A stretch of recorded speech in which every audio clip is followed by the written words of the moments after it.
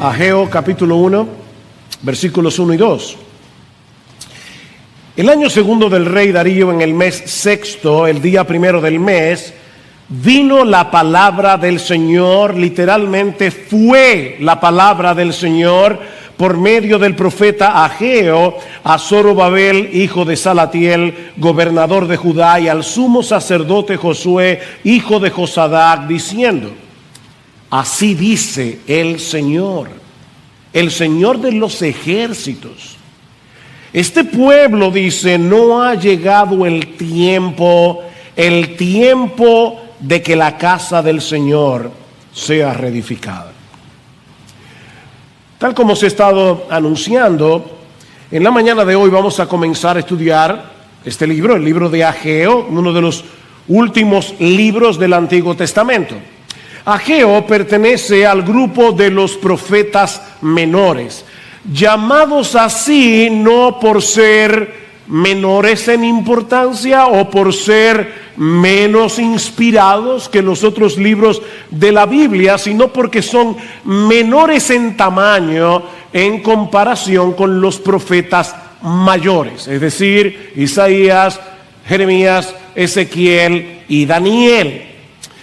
Lamentablemente, hermanos, y Marcos decía algo de esto al inicio del culto, muchos creyentes descuidan la lectura de estos libros. No es común escuchar a un cristiano decir que Sofonías es uno de los libros favoritos de la Biblia, o que está haciendo un estudio profundo y exhaustivo del libro de Nahum o del profeta Amós.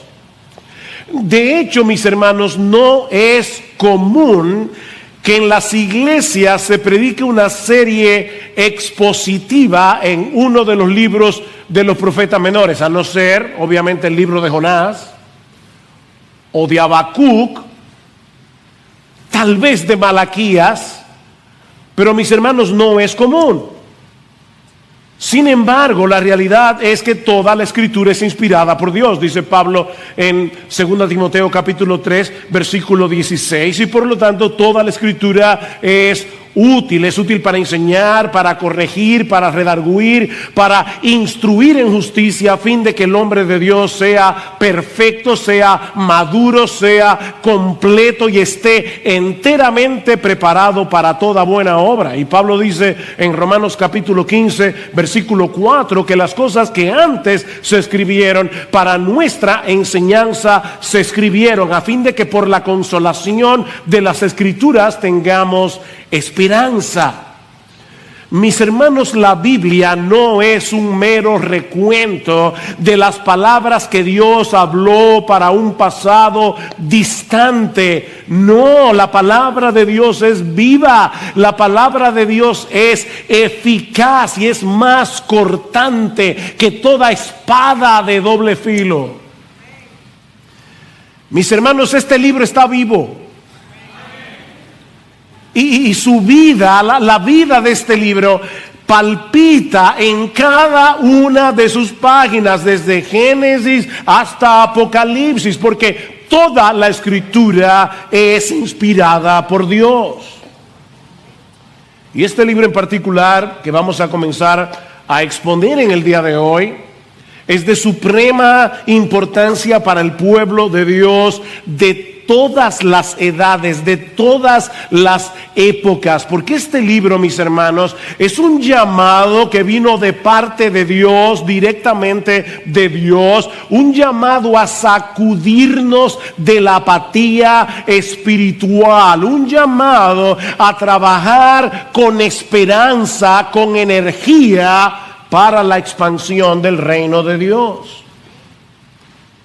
Y es mi anhelo y oración, y yo sé que ha sido la oración de muchos de ustedes aquí en la iglesia, pero es nuestro anhelo y oración que Dios use esta serie de mensajes para avivar nuestras almas.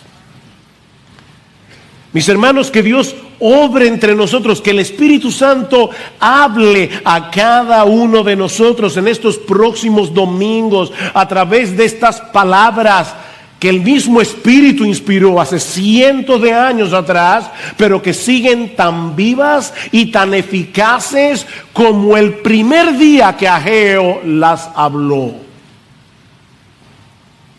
Pero antes de pasar a considerar el contenido de este libro, veamos en primer lugar su contexto histórico.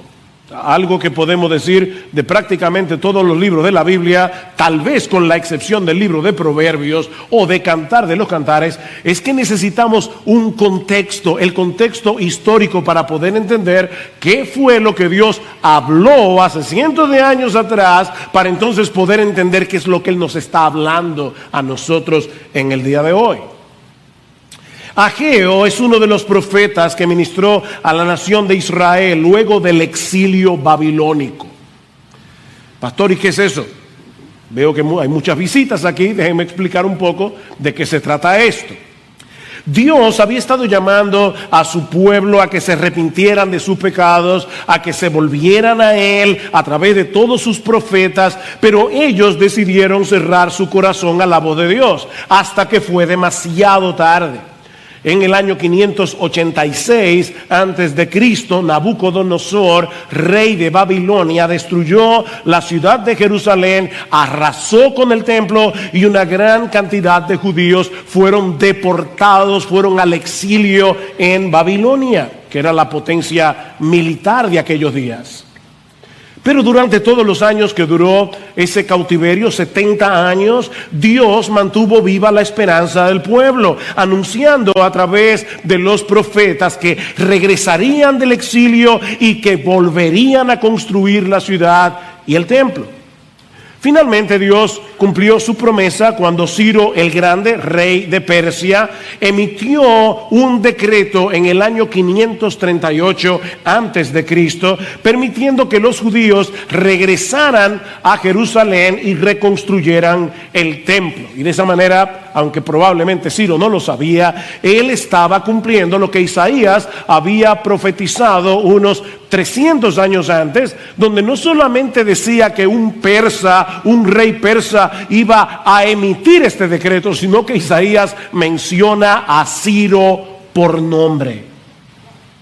Al año siguiente, en el año 537 antes de Cristo, unos 50,000 judíos regresaron a Jerusalén, liderados por Zorobabel, que era un descendiente de David, y de hecho si leen en Mateo 1 se van a dar cuenta que es uno de los nombres que aparecen en la genealogía de Jesús, y por Josué el sumo sacerdote. Tan pronto regresaron a Jerusalén, dice en Esdras capítulo 3, versículo 3, que repararon el altar para poder llevar a cabo los sacrificios, y en la primavera del siguiente año ya habían puesto los cimientos para reedificar el templo. Así que todo parecía estar marchando bien, hasta que algunas tribus vecinas comenzaron a oponerse a la reconstrucción, especialmente los samaritanos. Para colmo de males, el rey Ciro murió en batalla, y su sucesor, el rey Asuero, comenzó a recibir presión para que detuviera ese proyecto de reconstrucción. Obviamente, mis hermanos, todo esto causó un gran desánimo en los israelitas hasta que la reconstrucción se detuvo por completo. Y poco a poco, estos judíos que regresaron del exilio se fueron acostumbrando a celebrar sus sacrificios en las ruinas del templo mientras se involucraban de lleno en sus propios negocios, en sus propios asuntos. Esa lamentable situación se mantuvo así por 17 años, hasta que Dios levantó a dos de sus profetas, Ageo y Zacarías, para mover al pueblo a retomar la tarea para la cual habían regresado del exilio. Es en ese contexto que Ageo pronuncia 4 mensajes de parte del Señor, que son los que encontramos en el libro del profeta Ageo. Estos mensajes fueron pronunciados en un periodo de 4 meses, en el año 520 antes de Cristo. Y es increíble porque Ageo es cuidadoso en fechar cada uno de estos mensajes. Y el domingo que viene vamos a ver por qué. Pero estos 4 mensajes, obviamente haciendo una equivalencia con nuestras fechas actuales, el profeta Ageo predicó su primer sermón el 29 de agosto, el segundo el 21 de septiembre, el tercero el 17 de octubre y el cuarto el 18 de diciembre. Así que fue un ministerio muy breve, pero que tuvo enormes repercusiones en la historia de Israel en particular, como vamos a ver en estos 5 mensajes, y en la historia de la redención en general. Dios estaba despertando a su pueblo de su apatía espiritual por medio de su palabra. Mis hermanos, la palabra de Dios juega un papel protagónico en el libro de Ageo. Tanto así que en estos 38 versículos del libro, 15 en el primero, 23 en el capítulo segundo, Ageo menciona 23 veces expresiones como estas. Vino la palabra del Señor. Así dice el Señor de los ejércitos. Declara el Señor. Dice el Señor. O Ageo, mensajero del Señor. Mis hermanos, no es la opinión de Ageo la que encontramos en este libro. Es Dios mismo el que se está acercando a su pueblo por medio de su palabra para despertar sus corazones y traerlos de vuelta hacia Él. Lo mismo que hace Dios cada domingo cuando su pueblo se congrega para adorarle. Dios se hace presente en medio nuestro a través de su palabra. Dios obra en nuestros corazones a través de su palabra. Dios convierte a los incrédulos a través de su palabra. Dios santifica y despierta a los creyentes a través de su palabra. Él mismo ha dicho por medio de Isaías que la palabra que sale de su boca no volverá a él vacía, sino que hará lo que yo quiero, dice Dios, y será prosperada en aquello para que la envié. Mis hermanos, mientras la palabra del Señor sea fielmente predicada en una iglesia, el Espíritu Santo la va a usar para salvar a los pecadores, para santificar a los creyentes. De manera, mi amado hermano, que si tú has estado pasando por un tiempo de sequía espiritual, hay esperanza para ti. Óyeme, tal vez tú viniste hoy en la mañana a la iglesia con un corazón frío como un hielo. Y mientras cantábamos, tu mente estaba en otra cosa. Pero hay esperanza para ti. ¿Tú eres creyente? Hay esperanza para ti siempre que te expongas a la palabra de Dios y le creas a Dios que habla por su palabra. Eso fue lo que sucedió en los días de Ageo. No quiero adelantarme, pero lean conmigo los versículos 13 al 15.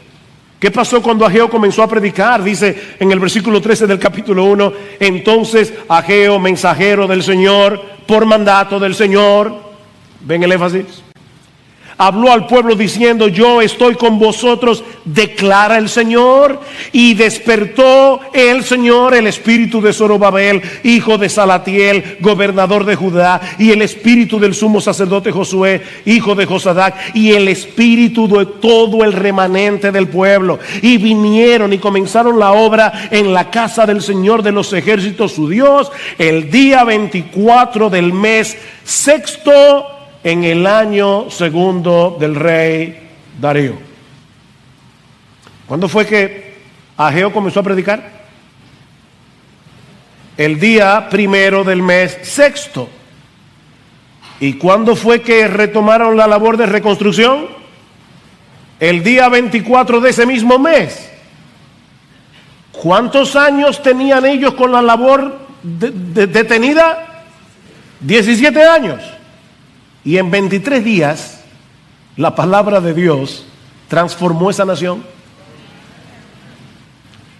Lo que no hicieron en 17 años, comenzaron a hacerlo en 23 días. ¿Saben por qué? Porque vino la palabra del Señor por medio del profeta Ageo. Esta palabra es viva y eficaz. Mis hermanos, nunca permitamos, y ahora estoy pensando en los más jóvenes de esta iglesia, de hecho en los más jóvenes, en los más jovencitos.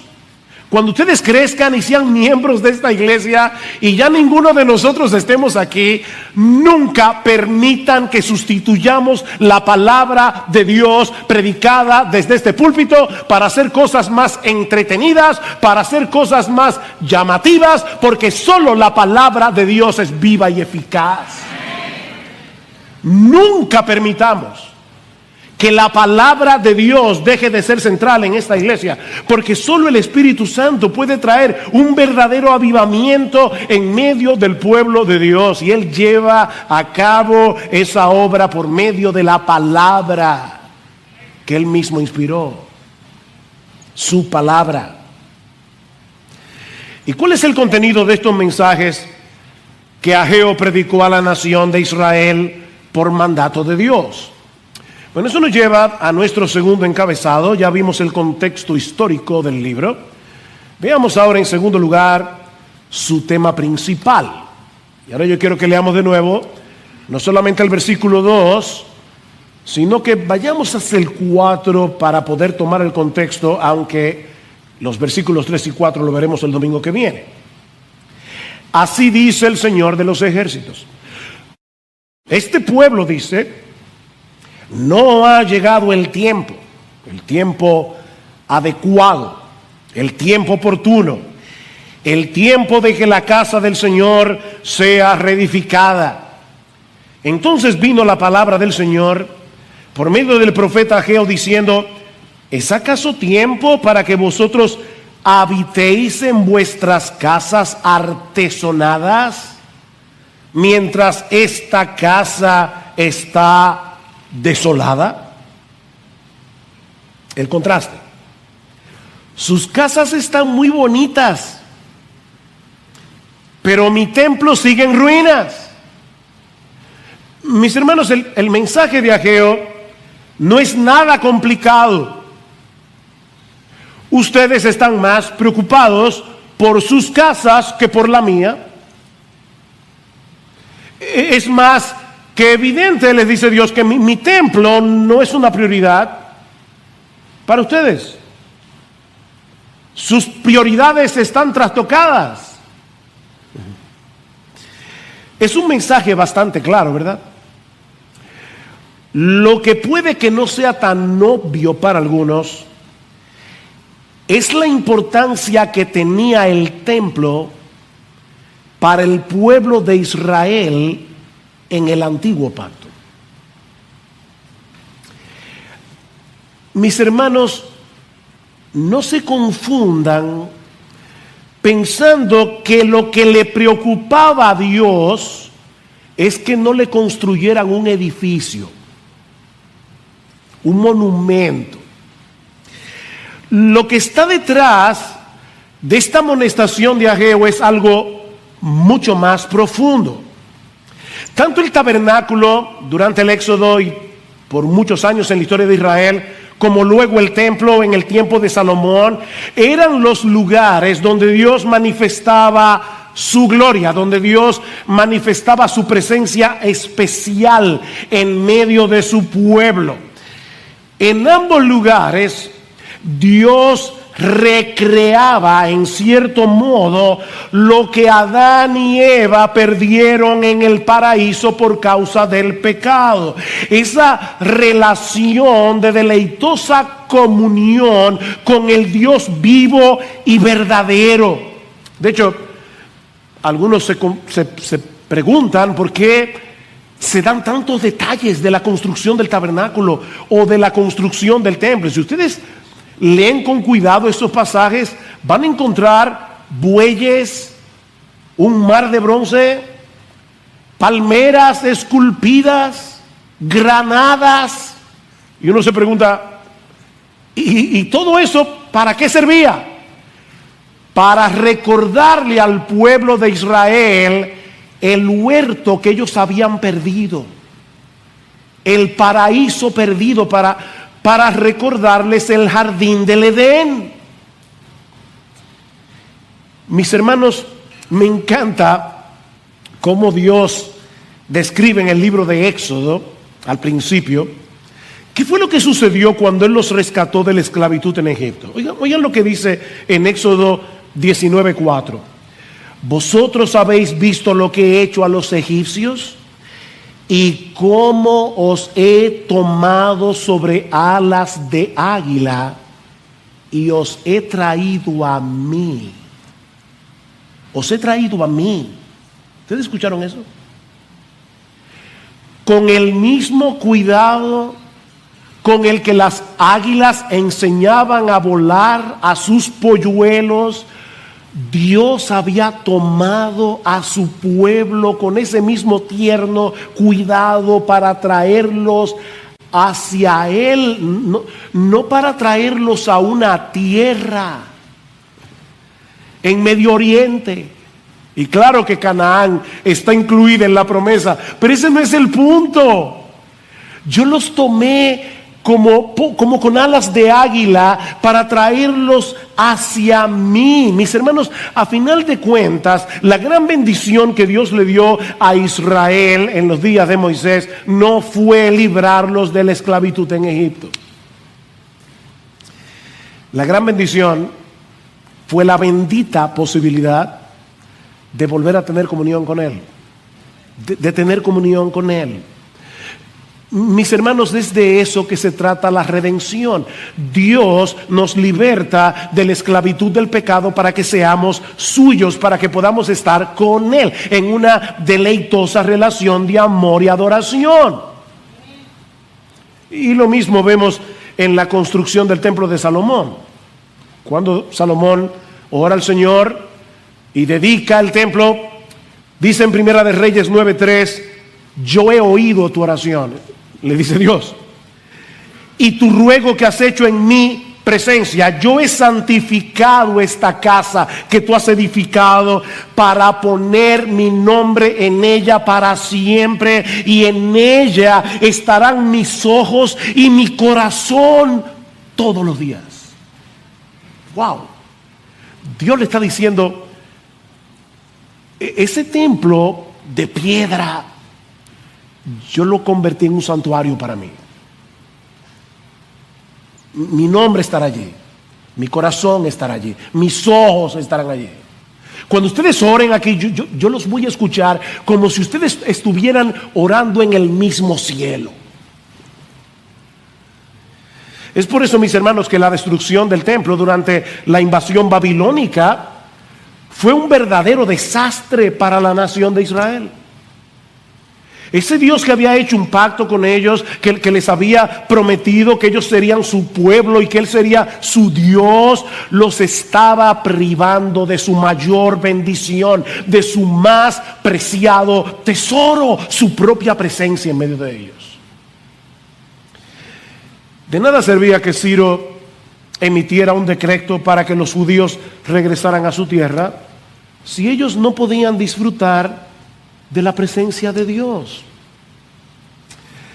Si hay algo claro en el libro de Esdras, que es donde se narra el retorno de los judíos a Jerusalén, es que eso no había sucedido primariamente por voluntad de Ciro, fue por la voluntad de Dios. De hecho, si quieren entender a Ageo y Zacarías, tienen que leer el libro de Esdras. Y escuchen ahora cómo comienza el libro de Esdras. En el primer año de Ciro, rey de Persia, para que se cumpliera la palabra del Señor por boca de Jeremías, el Señor movió el espíritu de Ciro, rey de Persia, y éste hizo proclamar por todo su reino y también por escrito, diciendo: así dice Ciro, rey de Persia, el Señor, el Dios de los cielos, me ha dado todos los reinos de la tierra, y Él me ha designado para que le edifique una casa en Jerusalén que está en Judá. El que de entre vosotros pertenezca a ese pueblo, sea su Dios con él, que suba a Jerusalén que está en Judá y edifique la casa del Señor, Dios de Israel. Él es el Dios que está en Jerusalén. Mis hermanos, no era para complacer a Ciro que ellos debían reconstruir el templo. Ellos debían hacerlo porque esa era la voluntad expresa de Dios. Y era la voluntad expresa de Dios porque Él quería que volvieran a disfrutarlo a Él. Su presencia. Por eso era tan grave esa apatía de Israel en los días de Ageo. Ellos están manteniendo en poco la gloria de Dios. Ellos están manteniendo en poco la presencia de Dios en medio de ellos. Mis hermanos, es impresionante pensar que el Dios del universo quiera tener relación con nosotros. Dios quiere tener comunión con nosotros. Entrar en una relación de pacto con nosotros para ser nuestro Dios. Y es una verdadera tragedia que caigamos en tal apatía que eso deje de sorprendernos. Déjame ver cómo yo te lo pongo. Yo le pedí al Señor esta mañana, por favor dame palabra. Hermanos, el Rey de los Reyes, el Señor de los Señores, el Creador de las galaxias, el que gobierna todas las cosas con la palabra de su poder, el Dios de toda gloria, el Dios inmenso, el Dios todopoderoso, perfecto en justicia, perfecto en santidad, el Dios omnipresente, el Dios omnipotente, el Dios omnisciente, hizo un pacto con nosotros para ser nuestro Dios y para que nosotros seamos su pueblo. ¿Quién entiende eso? De hecho, es interesante notar que el nombre de Yahvé o Jehová, o como lo traduce la Biblia de las Américas, Señor, ustedes se van a dar cuenta que es Yahvé porque en la Biblia de las Américas tiene todas las letras en mayúscula. Ese nombre aparece 32 veces en los 38 versículos de Ageo. El Dios del pacto, Yahvé. 32 veces en 38 versículos. Dios se refiere a sí mismo como Yahvé, Jehová. Yo soy el Dios del pacto. Mis hermanos, el énfasis es evidente. El Dios del pacto ha dejado de ser vuestra prioridad. Es lo que Ageo les está diciendo. Y cuando eso sucede, hacemos un terrible intercambio. Sustituimos al Creador por las criaturas. Me llamó poderosamente la atención esta semana. Estaba leyendo otra cosa y me topé con esta descripción de cuál es el proceso que ocurre dentro de nosotros cuando somos tentados. Escuchen esto. Con irresistible poder, dice este autor, el deseo se apodera de la carne. No importa si se trata del deseo sexual, o de ambición, o vanidad, o deseo de venganza, o amor por la fama y por el poder, o codicia por el dinero. El punto es que el gozo en Dios se extingue en nosotros y buscamos todo nuestro gozo en la criatura. Y ahora escuchen. En ese momento Dios es completamente irreal para nosotros, pierde toda realidad y solo el deseo por la criatura es real. Satanás no nos llena de odio hacia Dios, sino de olvido de Dios. ¿Vieron eso? Dios se vuelve irreal.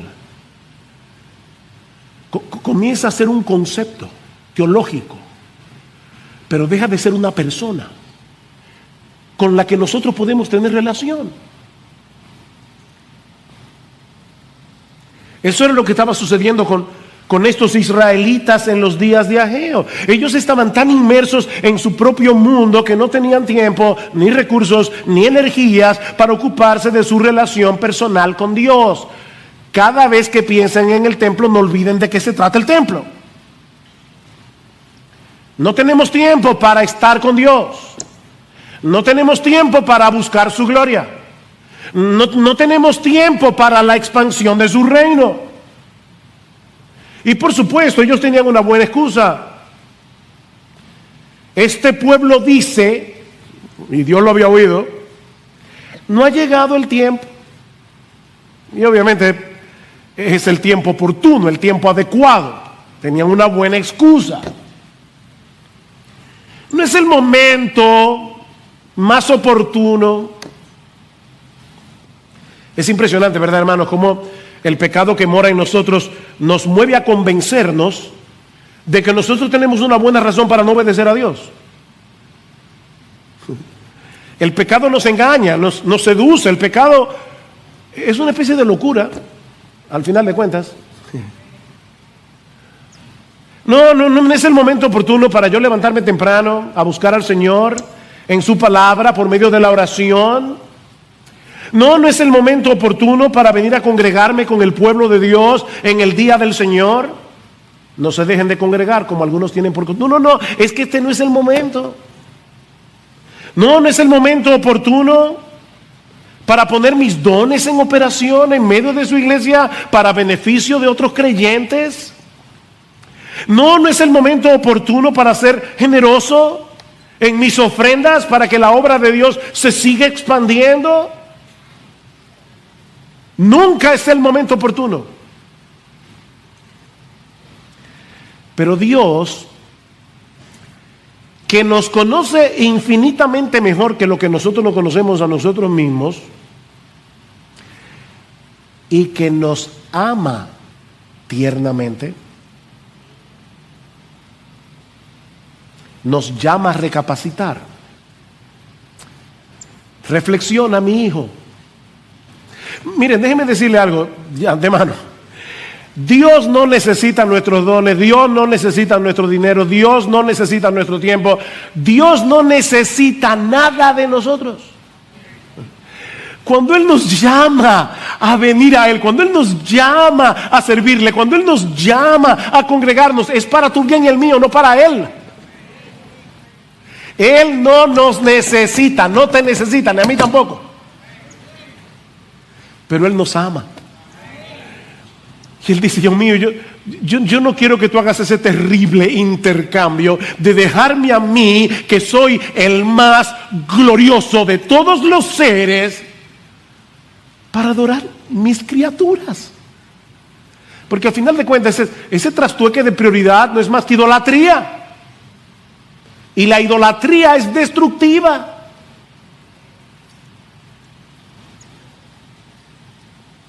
Noten cómo Dios constantemente llama a la nación a reflexionar. Versículo 5. Ahora pues, así dice el Señor de los ejércitos, considerad bien vuestros caminos. Versículo 7. Así dice el Señor de los ejércitos, considerad bien vuestros caminos. Capítulo 2, versículo 15. Ahora pues, considerad bien esto de hoy en adelante. Versículo 18. Pero considerad bien esto desde hoy en adelante.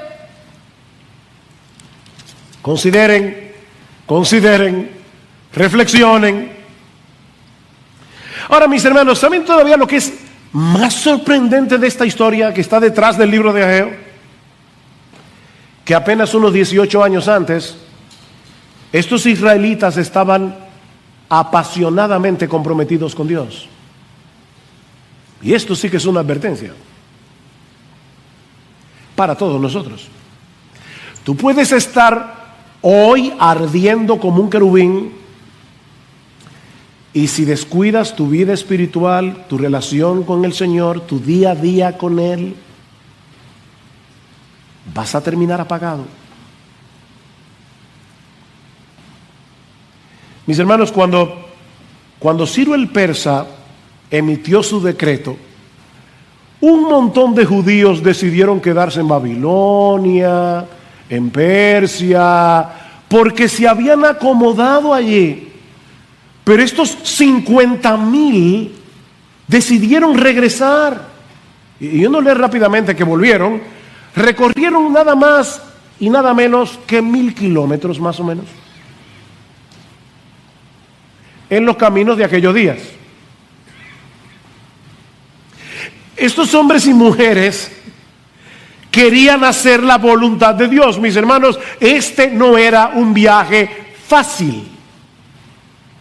Estos hombres y mujeres tomaron la decisión de dejar una vida asentada en Babilonia para irse a vivir a una ciudad que estaba destruida. Ellos estaban bien, algunos estaban bien en Babilonia.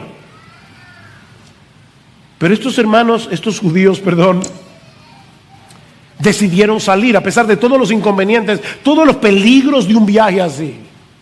Ellos querían hacer la voluntad de Dios.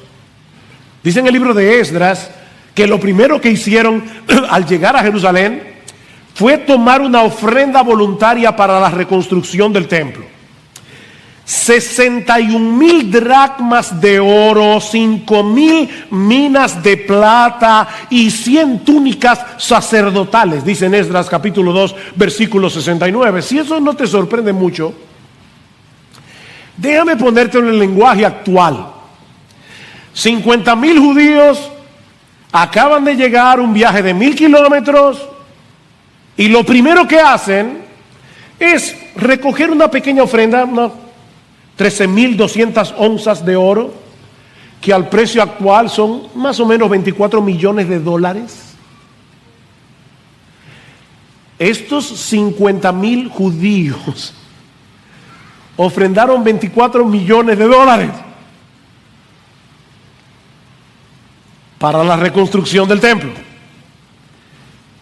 y 3 toneladas de plata y un montón de túnicas para los sacerdotes. En ese momento, la gloria de Dios estaba por encima de sus propios intereses. Pero algo pasó en esos 18 años que apagó el fuego de su pasión por Dios. Ya ellos no podían decir como Isaías en el capítulo 26, versículo 8, tu nombre y tu memoria son el anhelo de mi alma. ¿Tú puedes decir eso? Señor, tu nombre y tu memoria son el anhelo de mi alma. ¿Ustedes se dan cuenta, mis hermanos, que no se trataba de un edificio?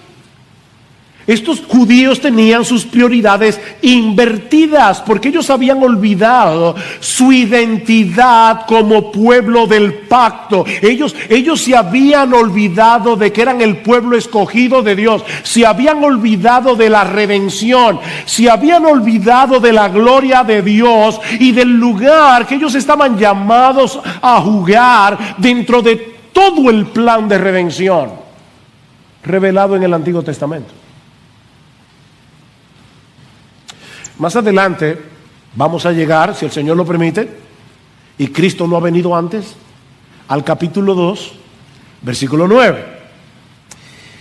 Y yo no puedo ahora ampliar ese texto, pero permítanme hacer un breve comentario y así poder ayudarlos a conectar el pasado con el presente. Dice en Ageo capítulo 2 versículo 9, la gloria postrera de esta casa será mayor que la primera, dice el Señor de los ejércitos, y en este lugar daré paz, declara el Señor de los ejércitos.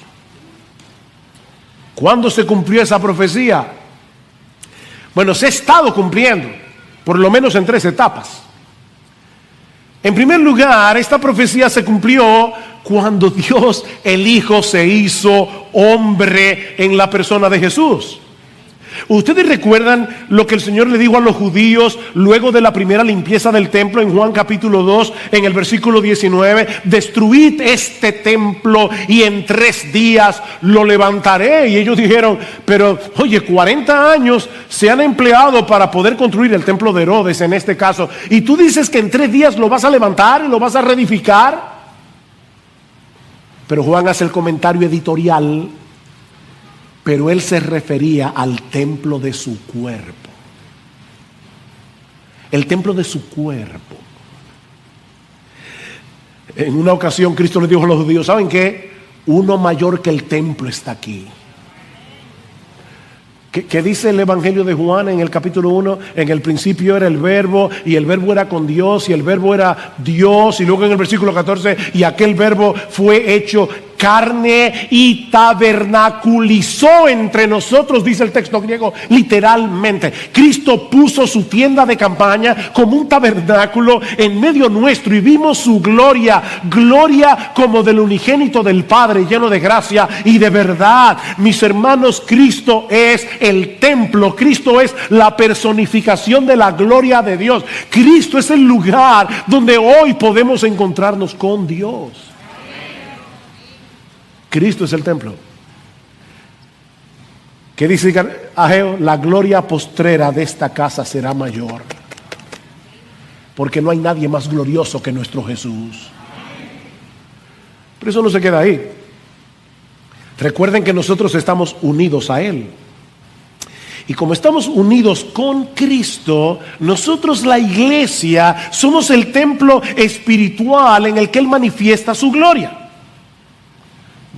Pablo dice en 1 Timoteo capítulo 3 versículo 15 que la iglesia es la casa de Dios. Y en Efesios capítulo 2 versículo 20 dice que los creyentes estamos siendo edificados sobre el fundamento de los apóstoles y profetas, siendo la principal piedra del ángulo Jesucristo mismo, para ser un templo santo en el Señor. Cada uno de nosotros individualmente es templo del Espíritu Santo, dice Pablo en 1 Corintios capítulo 6 versículo 19. Pero cuando nos congregamos todos juntos en el día del Señor, manifestamos visiblemente esa realidad de ser la morada de Dios por medio de su Espíritu. Este es el templo de Dios. No parece tan extraordinario. ¿Sabe por qué? Porque no estamos viendo a cada creyente con los ojos de la fe. Cada creyente es un mini templo del Espíritu Santo, donde mora el Espíritu de Dios, y una piedra viva de este templo. Es por eso que cuando Pablo concluye el capítulo 3 de la carta a los Efesios, termina con esta doxología: y aquel que es poderoso para hacer todas las cosas mucho más abundantemente de lo que pedimos o entendemos, según el poder que actúa en nosotros, a Él sea gloria en la iglesia, en Cristo Jesús, por todas las edades, por los siglos de los siglos. Amén. Aquí está la gloria de Dios, porque aquí están los redimidos del Cordero, comprados con la sangre de Cristo. Pero esta profecía de Ageo tendrá su cumplimiento final en los cielos nuevos y la nueva tierra, cuando el mundo entero será un gran santuario en el que la iglesia ya glorificada disfrutará de una deleitosa y perfecta comunión con Dios por los siglos de los siglos, como dice en Apocalipsis capítulos 21 y 22. Es por eso que la nueva Jerusalén tiene forma de cubo. Y algunos se imaginan ya, porque leen Apocalipsis con una literalidad que no les permite ver lo que Juan está diciendo. ¿Vamos a vivir en una ciudad en forma cúbica? Por supuesto que no, mis hermanos. ¿Qué tenía forma de cubo en el Antiguo Testamento? El lugar santísimo. Nosotros habitaremos en el lugar santísimo, en la misma presencia de Dios por los siglos de los siglos. Es por eso que no habrá templo en la Nueva Jerusalén, porque ya no lo necesitaremos más.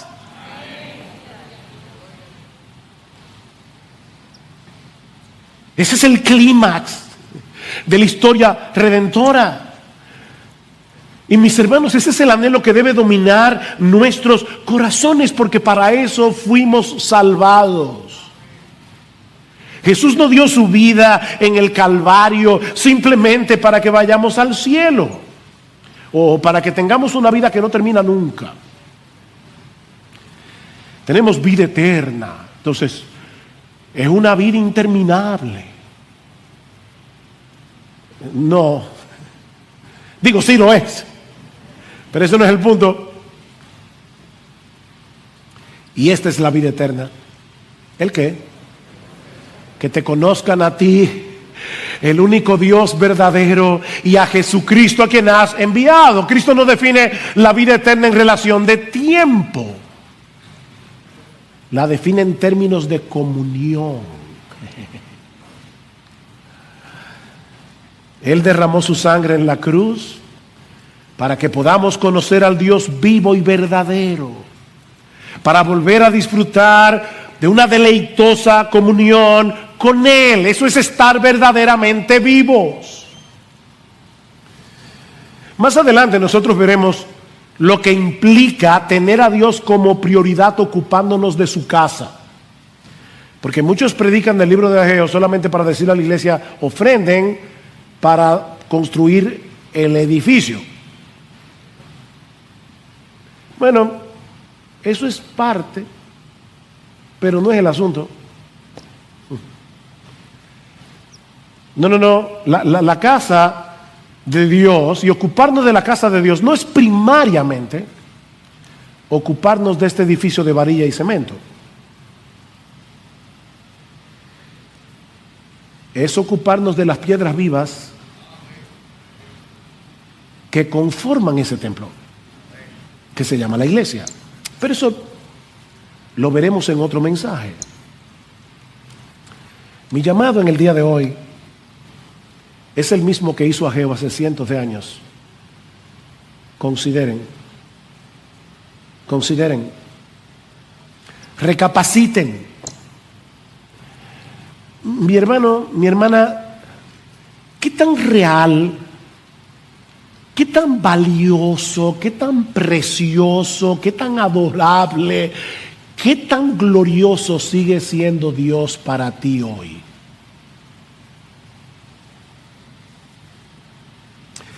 ¿Todavía nos asombra el hecho de que Dios nos haya escogido para hacer de nosotros su templo?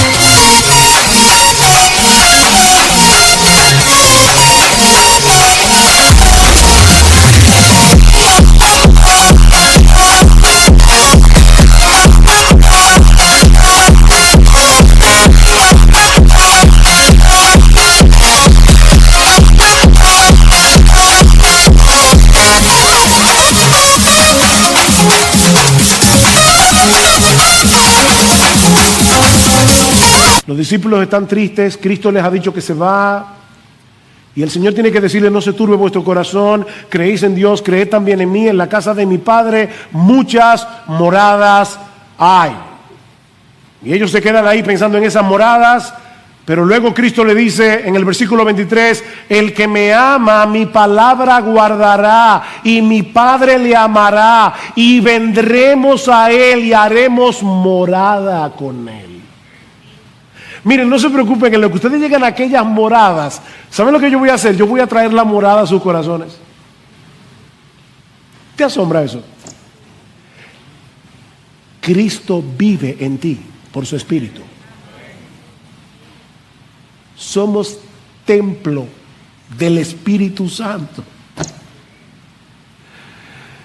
Mis hermanos, con cuánta expectativa nosotros venimos cada domingo a congregarnos como iglesia para disfrutar de su presencia especial al escuchar su palabra. No, nos emociona todavía la realidad de que por medio de Cristo hemos sido justificados, hemos sido santificados, hemos sido adoptados en la familia de la fe para que ahora Dios pueda ser nuestro Padre. ¿Te emociona eso? Que tú dices, Señor, y ahí está Dios el Padre escuchándote. ¿Sigue siendo su palabra más dulce que la miel y más preciosa que el oro? Miren, mis hermanos, nunca se acerquen a la lectura de la Biblia con ese espíritu legalista de tengo que leer la Biblia porque ese es mi deber. No, yo quiero leer la Biblia porque aquí es que están las promesas de Dios. Yo quiero leer la Biblia porque quiero entender mejor quién es Cristo. Yo quiero leer la Biblia porque aquí es donde se revela el diamante del Evangelio. Yo quiero leer la Biblia porque de lo contrario yo no puedo tener comunión con mi Padre.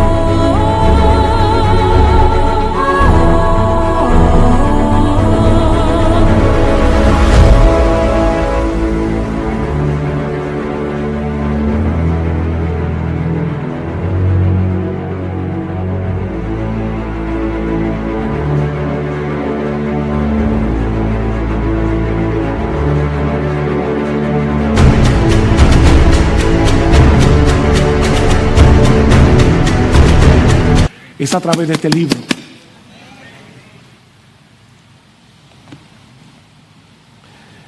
Mi hermano, si al oír estas cosas te das cuenta que estás atravesando por un tiempo de sequía espiritual, que has estado viviendo en automático,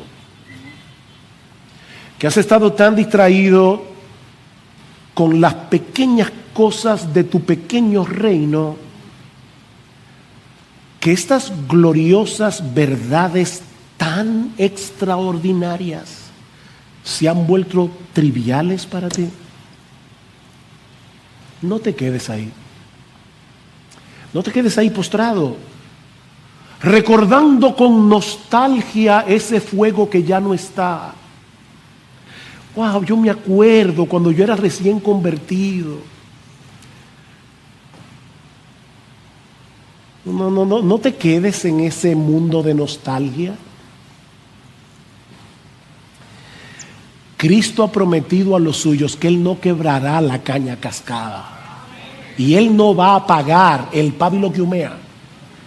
Aunque sea una llamita, Él vino a darnos vida y vida en abundancia. Mi hermano, mi hermana, pídele ahora en oración al Señor que vuelva a encender la llama de la pasión por Él. Pídeselo, apropiate de las palabras con las que Pablo ora por la iglesia en Éfeso. Que el Dios de nuestro Señor Jesucristo, el Padre de gloria, os dé espíritu de sabiduría y de revelación en el conocimiento de Él, alumbrando los ojos de vuestro entendimiento, para que sepáis cuál es la esperanza a la que Él os ha llamado y cuáles las riquezas de la gloria de su herencia en los santos. Y parece que Pablo no encuentra las palabras apropiadas. Y cuál la supereminente grandeza de su poder para con nosotros los que creemos, según la operación del poder de su fuerza, la cual operó en Cristo, resucitándole de los muertos y sentándole a su diestra en los lugares celestiales. ¿Saben lo que Pablo está diciendo aquí? Órale a Dios que te abra los ojos para que tú entiendas de una vez por todas que el mismo poder que obró en Cristo para resucitarlo de los muertos es el mismo poder que obró en ti para darte vida, para regenerarte, para que tú pudieras creer.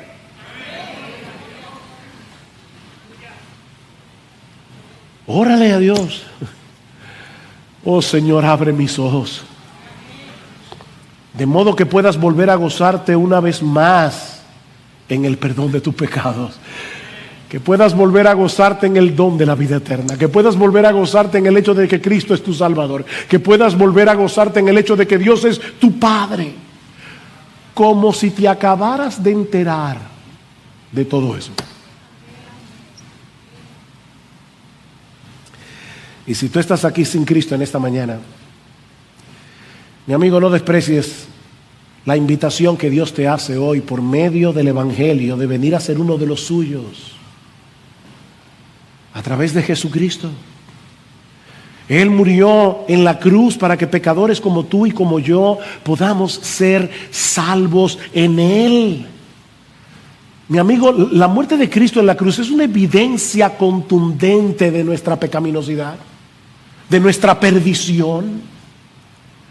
Él tuvo que venir a salvarnos porque estábamos perdidos y porque solo Él, el Dios encarnado, podía pagar nuestra deuda con la justicia infinita de Dios. Arrepiéntete de tus pecados. Arrepiéntete de tus pecados. Y ven a Cristo, descansando únicamente en su justicia y en el precio que Él pagó al morir por pecadores. ¿Y sabes qué? Dios te concederá en este mismo instante el perdón de todos tus pecados y el don de la vida eterna, para que a partir de hoy y para siempre puedas disfrutar de la bendita bendición de que el Dios vivo y verdadero venga a ser tu Dios.